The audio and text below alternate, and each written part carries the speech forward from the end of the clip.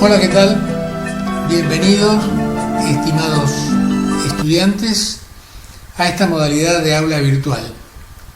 Mi nombre es Alberto Farías Grameña y soy el profesor a cargo de esta asignatura.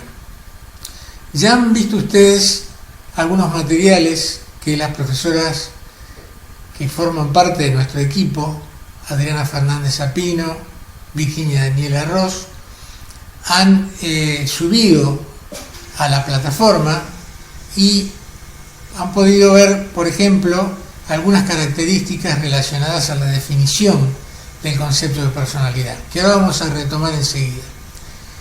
Es muy importante tener en cuenta que lo que vamos a ir viendo a lo largo de este primer cuatrimestre en relación a ciertos conceptos y contenidos teóricos va a iniciar ese desarrollo justamente teniendo en cuenta una definición muy sintética que, insisto, ustedes seguramente han visto ya en una presentación de un PowerPoint que hemos subido a la plataforma, y esa definición, que ahora lo vamos a reiterar, es la que da pie a una serie de desarrollos teóricos y prácticos intentando responder algunos contenidos de esa definición. Yo voy a compartir con ustedes estas 4 líneas de la definición de personalidad.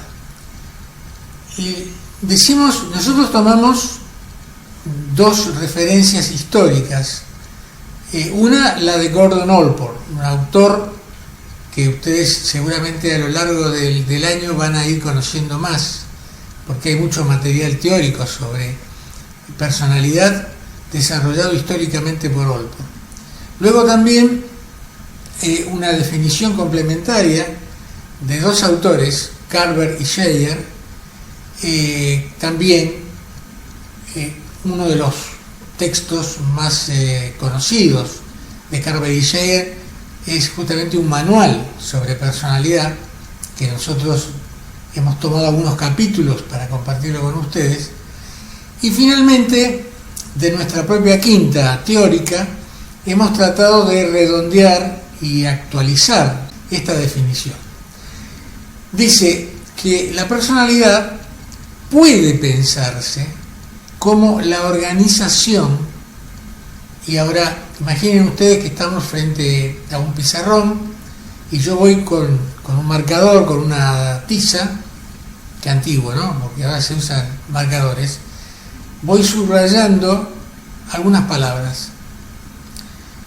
Organización, dinámica dentro del individuo de los sistemas psicofísicos que crean patrones característicos de acciones, pensamientos y sentimientos. Empiezo de atrás para adelante.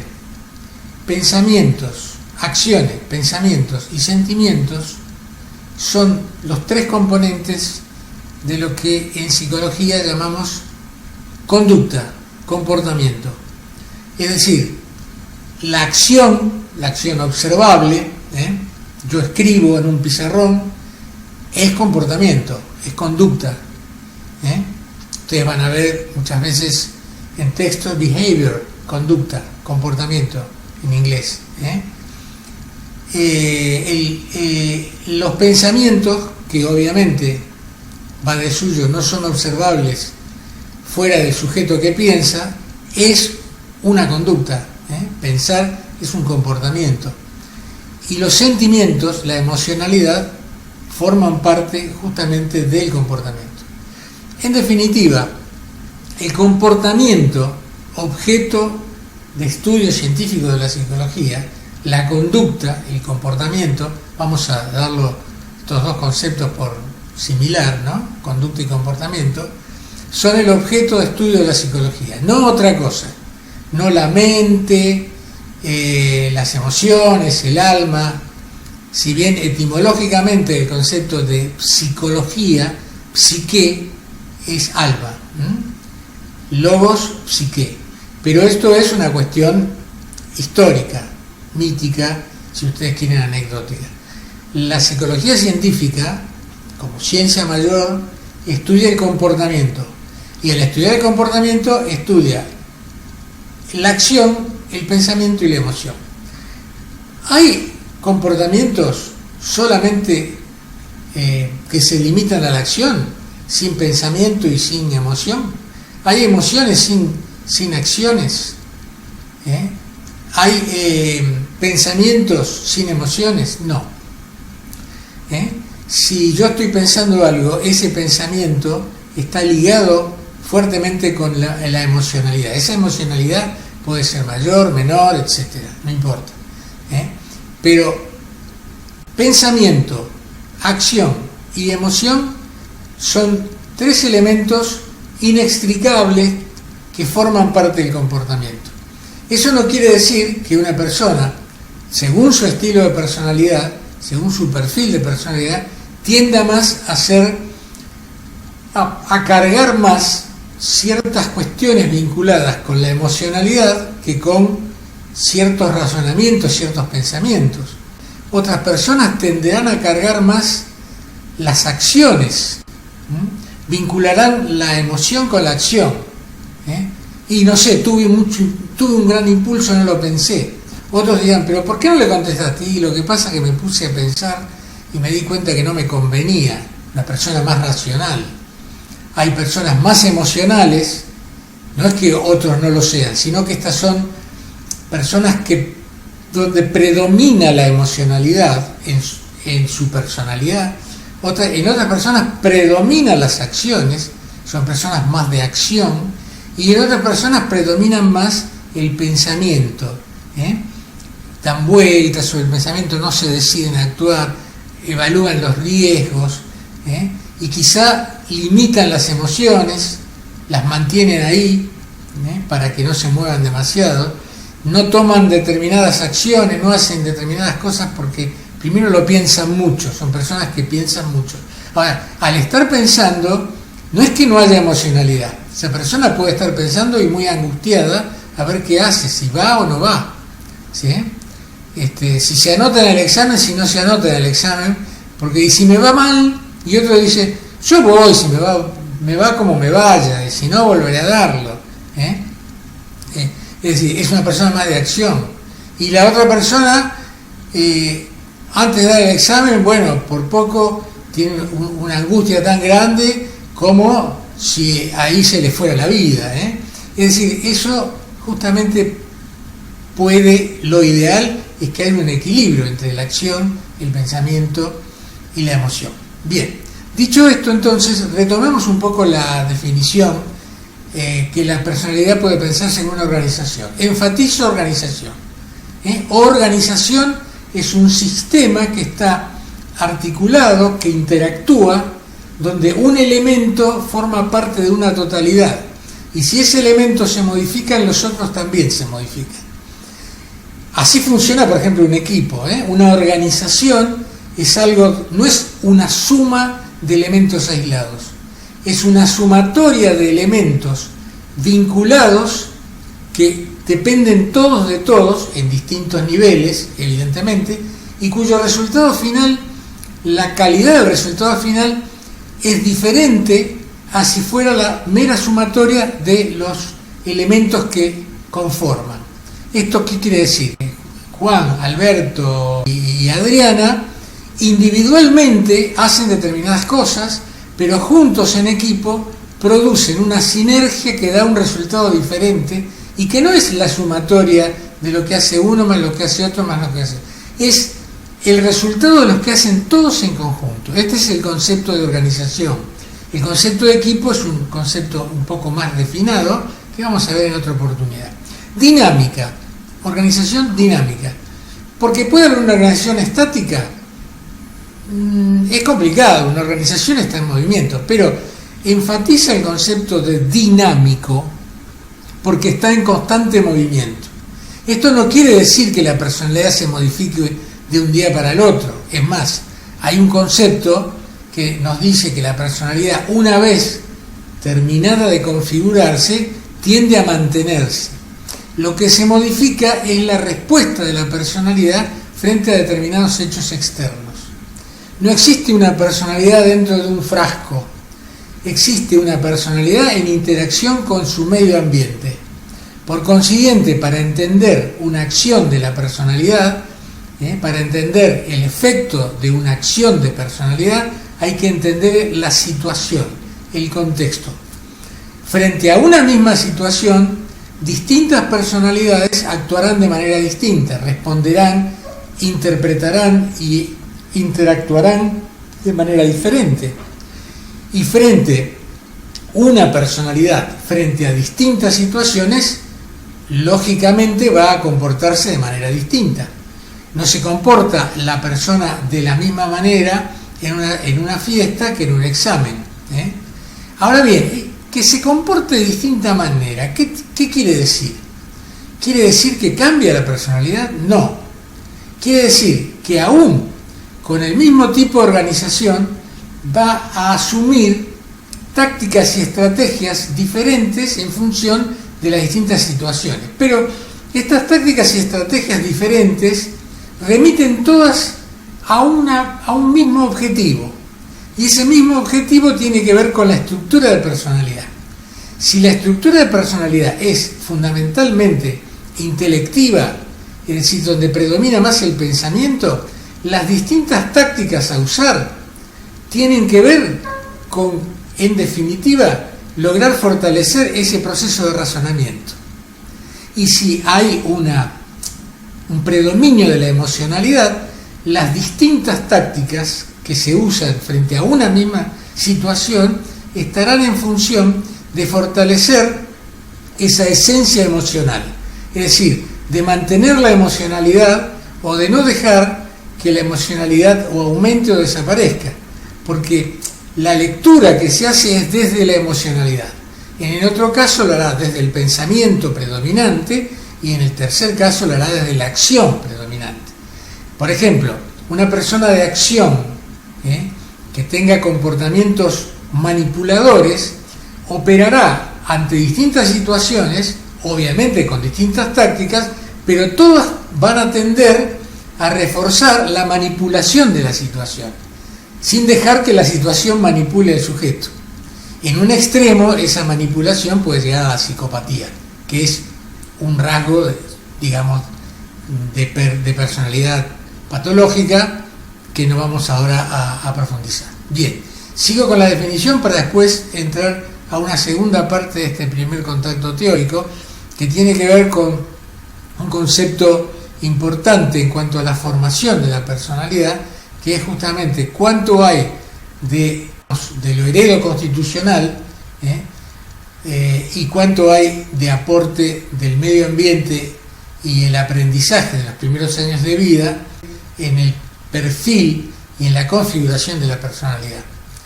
Volviendo a la definición, decimos dentro del individuo, porque la impresión que causa la personalidad es que proviene desde dentro del individuo. La personalidad no está flotando en torno al individuo, sino que es algo que surge en la acción misma, en el comportamiento mismo. De los sistemas psicofísicos, acá aparece el concepto de sistema, que se vincula con el concepto de organización, que hablamos recién. Psicofísicos, es decir, que hay elementos. Lo psicofísico es una sola cosa, no hay alma y cuerpo, psiquis no, es una sola cosa.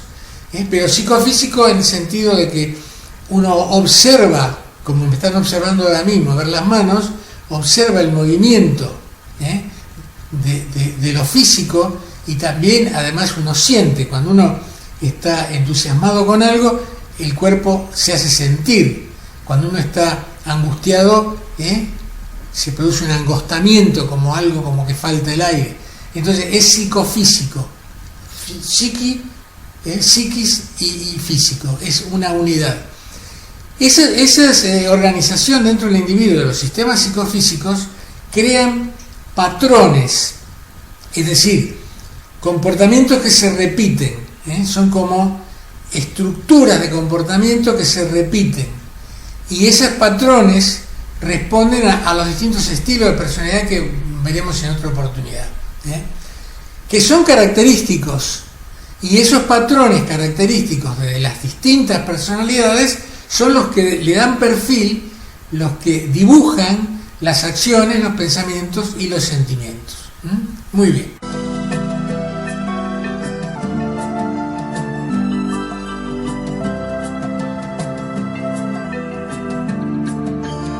Vamos a entrar ahora, para ir redondeando este primer contacto teórico con ustedes, un aspecto muy particular, digamos, de lo que podría ser el inicio del ABC teórico de la psicología de la personalidad, y es la pregunta de cuánto hay de heredo constitucional y cuánto hay del aprendizaje y de la influencia del medio ambiente en la construcción de un estilo de personalidad.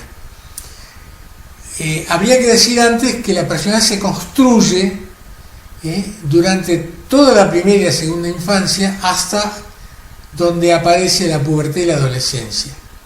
Cuando está ya más o menos promediando, configurada la adolescencia, podríamos decir que ya está casi lista el estilo de personalidad para salir del horno. Al final de la adolescencia, la personalidad del sujeto ya está configurada. Y, en teoría, no va a cambiar a lo largo de la vida.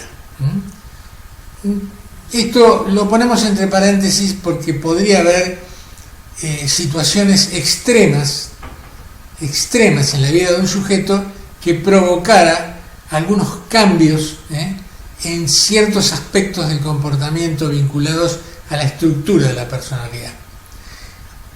Hago una diferenciación entre estructura y estilo. El estilo es producto de la estructura, pero no de una manera automática. El estilo es lo que se observa.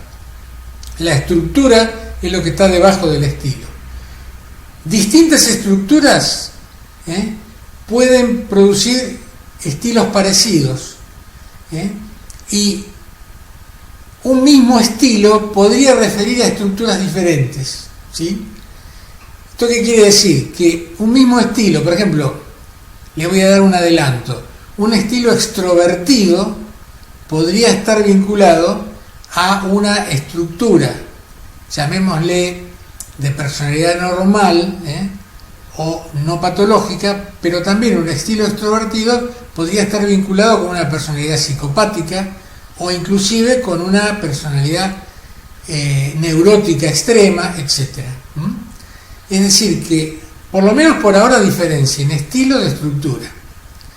Y vamos a ver ahora entonces un pequeño vídeo sobre el tema de la relación entre lo heredo constitucional y el medio ambiente, para después cerrar esta primera clase.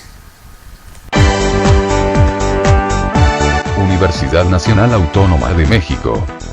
Facultad de Estudios Superiores Iztacala. Licenciatura en Psicología. Tutora.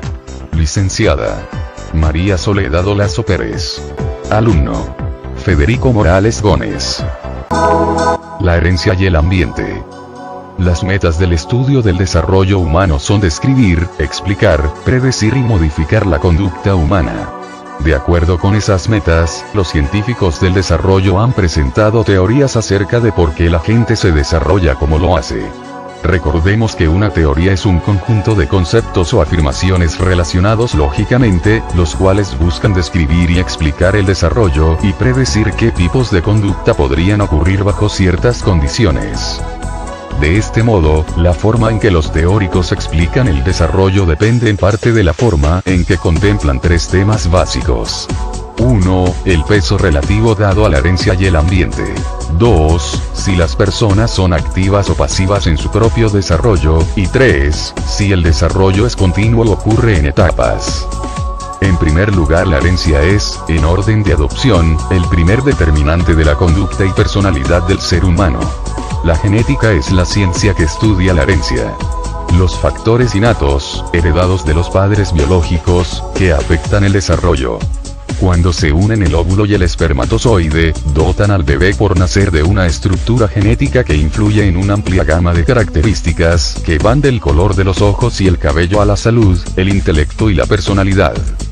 Al enfatizar en la herencia, podemos inferir en que los genes determinan las características heredadas, pues el ADN, ácido desoxirribonucleico, es el portador de todas las instrucciones de cada célula, como una marca original e individual en cada persona o ser vivo.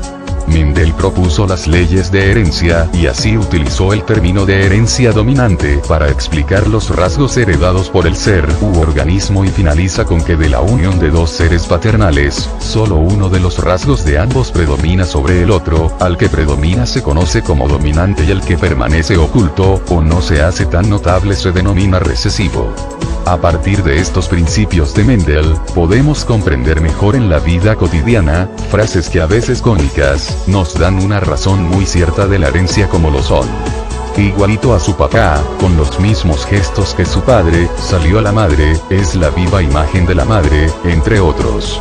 No solo los rasgos físicos, visibles y tangibles son heredados de los padres, también el nivel intelectual, enfermedades llamadas congénitas, alergias, actitudes y hasta el modo de caminar viene trascendiendo en cada generación por patrones hereditarios.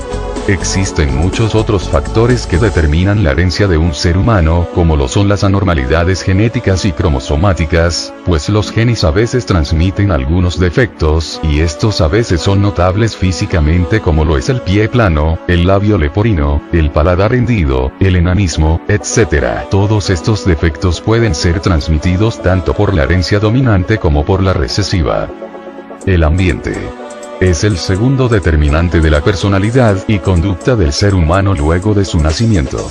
El ambiente es quien determina el otro 50% de la personalidad y rasgos característicos del ser humano, no tan físicamente como la herencia genética, pero sí en actitudes, costumbres y rasgos en el ambiente donde se desenvuelve el ser humano.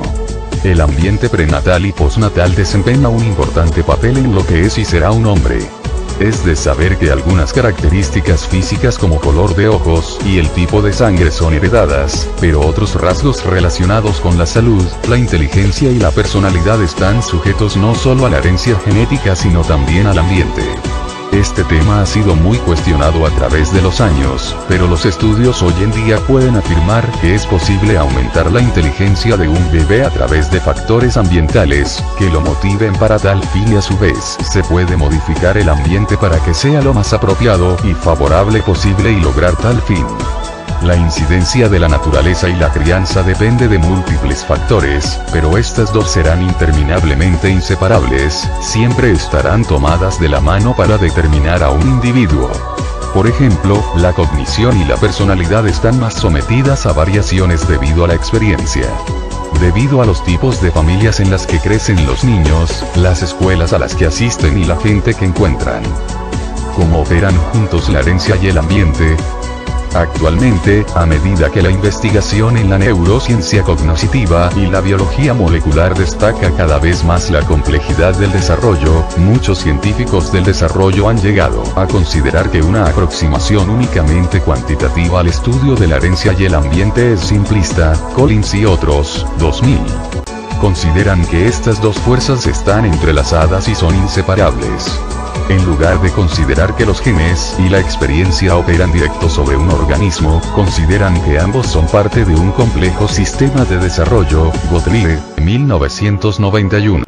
Un ejemplo tácito de la interacción de la herencia-ambiente es el alcoholismo, pues, es posible que los alcohólicos nazcan con esa condición, no que se vuelvan alcohólicos. Existen evidencias de que esta enfermedad viene de familia y coexiste un alto riesgo de padecerla, y se origina en la interacción de factores tanto hereditarios genéticos como ambientales. De allí se concluye que los hijos de alcohólicos son 4 veces más propensos a desarrollar el alcoholismo por sí mismo que los hijos de los que no lo son. El ambiente compartido. ¿Qué hace a los hermanos diferentes?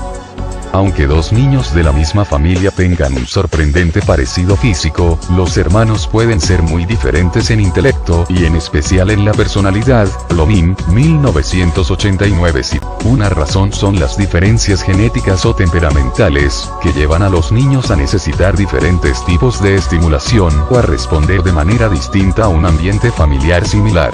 Referencia: Papalia, de Yols, S. 2005, Desarrollo Humano. Octava edición. Colombia. McGraw-Hill, páginas 14, 18, 29, 31, 69, 112. Bien. Esta relación entre nature-nurture, entre innato adquirido, la planteó muy bien históricamente en un libro que después se hizo una suerte de, entre comillas, bestseller en el mundo de la psicología de la personalidad, que es un investigador, Jean-Claude Filloux, en el año 1957 escribió un libro, editó un libro que se llama La personalidad, La personnalité. Es un libro que marcó muchos elementos para pensar lo innato y lo adquirido. En este sentido, esa relación nosotros la fuimos desarrollando a través de un modelo complementario que está enfocado desde la incidencia de lo social, y este modelo lo hemos denominado SB, SBP, que son las iniciales de tres conceptos, tres nociones, que son lo social, lo biológico y lo psicológico. Por lo general se habla de la articulación biopsicosocial. Se dice el hombre es el resultado de una articulación, de un proceso biopsicosocial. De acuerdo, completamente, pero vamos a alterar el orden. Nosotros hablamos de socio-biopsíquico. ¿Por qué? Porque en la flecha del tiempo, históricamente, lo social antecede a lo biológico del individuo, porque estamos haciendo un análisis de caso, del individuo, no de todos los individuos. Entonces decimos, lo social, la configuración social, es anterior al individuo. Cuando un individuo nace ya con una historia. Esa historia intrauterina tiene que ver con un contexto, si fue deseado, si no fue deseado, cuál es la situación socioeconómico-cultural. Cuando los padres dicen, ay, me encantaría que fuera una nena, me encantaría que fuera un varón, le voy a poner tal nombre, cuando mi primer hijo va a llevar el nombre de mi abuelo, etcétera, etcétera. Las peleas, no sé, las discusiones de la pareja, no, ponele tal nombre, no me gusta para una nena, no, todo eso hace a la historia prenatal. Entonces nosotros hablamos de socio. Una vez que el individuo nace, ese cuerpo biológico cae en una red social nuevamente, es decir, proviene de lo social y cae en esa red social que ya está preparada para recibirlo, para rechazarlo o para recibirlo con las mejores intenciones. Entonces, lo primero es lo social, luego lo biológico, y eso biológico se desarrolla en los primeros años de vida y va construyendo en relación a lo potencialmente biológico, en interacción con el medio ambiente socioeconómico-cultural, va construyendo la psicología. La psicología, los primeros pensamientos, las primeras palabras, la construcción del lenguaje, el lenguaje materno y demás, eso es justamente lo psicológico que, sostenido obviamente en lo genético, en lo biológico, trae el componente social previo inclusive hablamos previo a la inseminación misma, a la relación de espermatozoide y óvulo. Todo eso va a reaparecer, todo eso previo va a reaparecer en el momento del nacimiento. Entonces, lo social, lo biológico y lo psicológico dan como resultado los fundamentos o los basamentos de lo que va a ser después la personalidad, el estilo de personalidad y la estructura de personalidad. Y en relación a esto, para redondear, adelantamos tres conceptos que también vamos a ir desarrollando. Estos tres conceptos, muy relacionados con esto que estoy comentando, lo socio, bio, psicológico, son los conceptos históricos de temperamento, carácter y personalidad.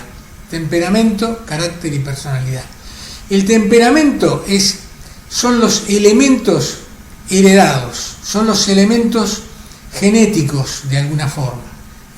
Esto que decimos que ese temperamento surge como acá está la base que va a interactuar con lo social. El temperamento en relación, los primeros años de vida, en relación con el contexto sociofamiliar, va a dar como resultado unas constantes que van a ser las constantes del carácter.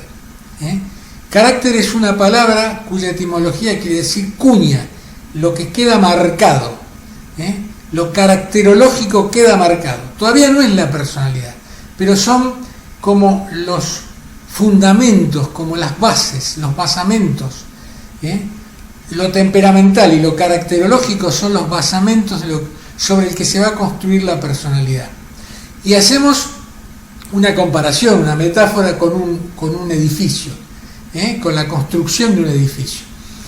Cuando el arquitecto va a dirigir una obra con todo el personal de ese equipo que va a construir ese edificio, ¿dónde lo va a construir? Sobre un terreno. Ese terreno puede ser un terreno propicio o no, puede ser un terreno sólido o puede ser un terreno que tenga sustratos de capas de agua que lo hagan un terreno frágil. Bueno, ese terreno, la solidez o no solidez del terreno, es la estructura de la personalidad y vamos a llamar que eso es el temperamento, la estructura. Sobre ese terreno se va a construir el contrapiso, ese contrapiso va a ser el carácter y sobre ese contrapiso caracterológico se van a construir las paredes, las ventanas, las puertas, los pisos. Esa es la personalidad. Entonces, ¿podemos modificar algo de las puertas, las ventanas, los pisos, la pintura? Sí, podemos modificarlo a lo largo de la vida. De hecho, las psicoterapias trabajan sobre ciertas cuestiones que tienen que ver con cuestiones, digamos, que hacen a la manera de relacionarse con el medio ambiente. Los psicoanalistas hablarían de los mecanismos de defensa, no solo los psicoanalistas, digamos, los psicólogos clínicos hablarían de los mecanismos de defensa, de cómo yo reacciono frente a determinadas cosas, modifico mis tácticas y demás. Pero lo que no podemos modificar es el contrapiso. El contrapiso es lo caracterológico. Las patologías caracterológicas no se modifican, están ahí, son estructuras. Y por supuesto tampoco lo temperamental. Sí podemos trabajar sobre algunas cuestiones que son en lo supraestructural, pero lo infraestructural, eso no se modifica. Pero bastante bien poder modificar algunas estructuras superestructuras para poder tener una mejor relación, una mejor calidad de vida con el entorno. Frente a las frustraciones, ¿qué hago yo? ¿Me amargo constantemente? ¿Me desespero? ¿O trato de ver cómo puedo solucionarlo? ¿Lo tomo de manera más tranquila? Frente a las relaciones que de alguna manera me ponen delante piedras en el camino, ¿cómo las manejo? Bueno, esto tiene que ver justamente con las intervenciones que trabajan sobre algunos aspectos de la personalidad, pero no sobre el carácter. Bueno, dicho esto, quedamos para un segundo encuentro donde vamos a retomar esto y de paso les adelanto que vamos a trabajar mucho con interacción, vamos a hacer tutorías. Bien, será hasta la próxima y muchas gracias.